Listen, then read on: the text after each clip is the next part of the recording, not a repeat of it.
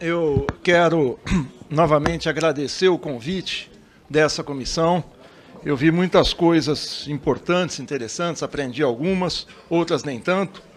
É lamentável que alguns deputados tenham usado da tribuna, do microfone, para fazer o seu showzinho particular para suas câmeras, para o seu eleitorado, para contentar aquele eleitorado e não falar aqui. Senhor presidente, em especial isso. Eu exijo, professor, sou parlamentar, ninguém está fazendo showzinho aqui não. Censura agora? Ninguém está fazendo censura.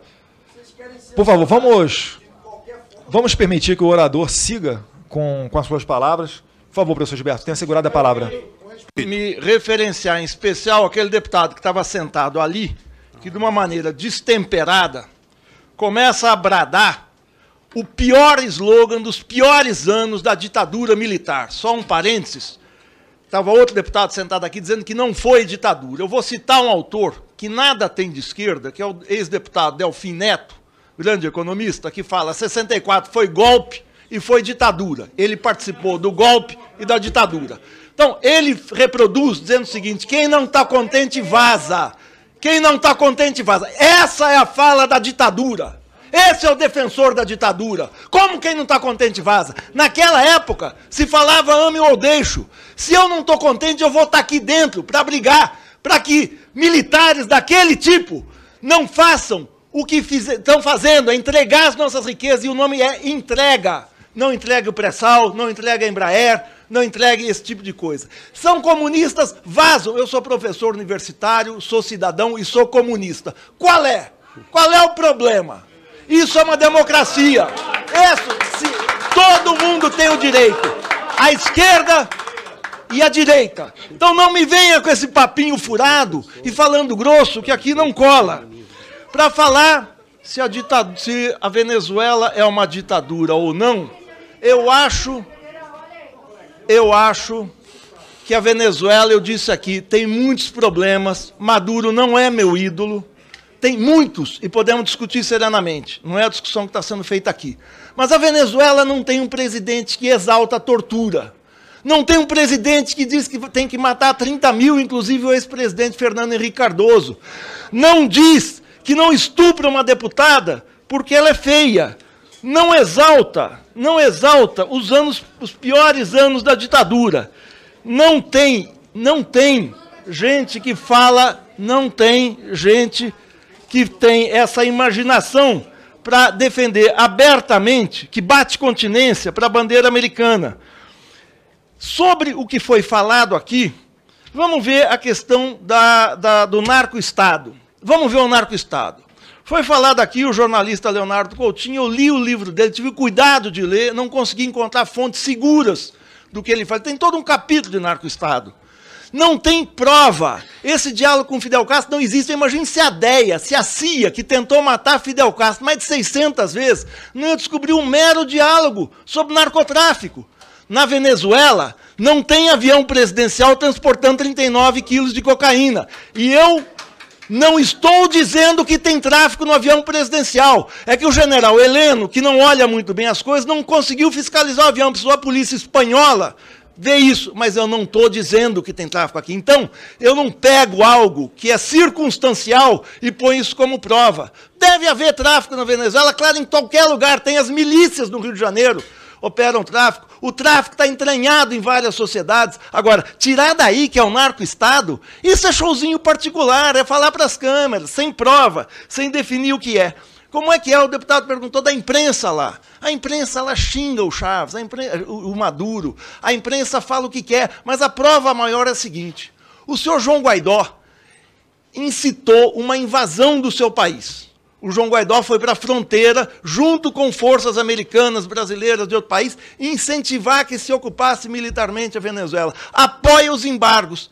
Vocês imaginam se o Bernie Sanders, nos Estados Unidos, faz isso chamando a China e a Rússia para colocarem navios na fronteira, para fazer um showzinho lá na fronteira com o chanceler Lavrov da Rússia, para tentar fazer algum tipo de sabotagem nos Estados Unidos, seria preso na hora. Juan Guaidó voltou à Venezuela, tá livre, tá solto, falando o que quer. O que ele não consegue é regimentar a gente. O que ele não consegue é sensibilizar as pessoas. Fome na Venezuela. Os senhores já visitaram a periferia do Rio de São Paulo, o Nordeste, a fome aumentou no nosso país no último ano. A fome que tinha sido debelada do nosso país aumentou no nosso país. E tem gente aqui com tanto ou mais fome como lá. Então, vamos medir os pesos, falar quando a gente tem autoridade aqui. Sobre expulsar embaixador, eu acho engraçado, as pessoas citam a Constituição, e a Constituição fala no seu artigo 4, como foi mencionado aqui pelo Coutinho, a República Federativa do Brasil rege-se nas suas relações internacionais pelos seguintes princípios. Parágrafo 3º, autodeterminação dos povos. Parágrafo 4º, não intervenção. Pedir expulsão de embaixador é quase que assular uma intervenção. Para que o Brasil faz isso? Perde o diálogo, perde a autoridade no continente, perde a seriedade no plano internacional, como vem acontecendo de forma acelerada. Falar de trabalho na Venezuela, que não tem emprego. Não tem emprego. Eu fui o primeiro a falar, tem 1/3 da população economicamente ativa está desempregada. E o desemprego no Brasil? Vamos falar também, não é que eu quero fazer, mas vamos ver se a gente tem autoridade. Um desemprego de 13% da população economicamente ativa, que acarreta 30 milhões de brasileiros desocupados, sem esperança. Vamos falar de gente indo embora? O número de brasileiros que está saindo do Brasil hoje é enorme, é enorme. Então, não vamos vir com esse tipo de coisa, que a gente faz o show particular, cola nas nossas bases, mas não tem consistência, porque não tem prova, não tem evidências. O coronel Girão falou aqui, judiciário comprado na Venezuela. E a Lava Jato que está sendo... Como é que a gente tem autoridade? Quem exalta, quem fala do judiciário... Acho que tem problema no judiciário venezuelano. Por que não tem a mesma ênfase para falar do judiciário de Curitiba aqui, da Lava Jato, que fez o que fez com o presidente Lula, torcendo a disputa eleitoral do ano passado? Eu quero terminar aqui dizendo o seguinte...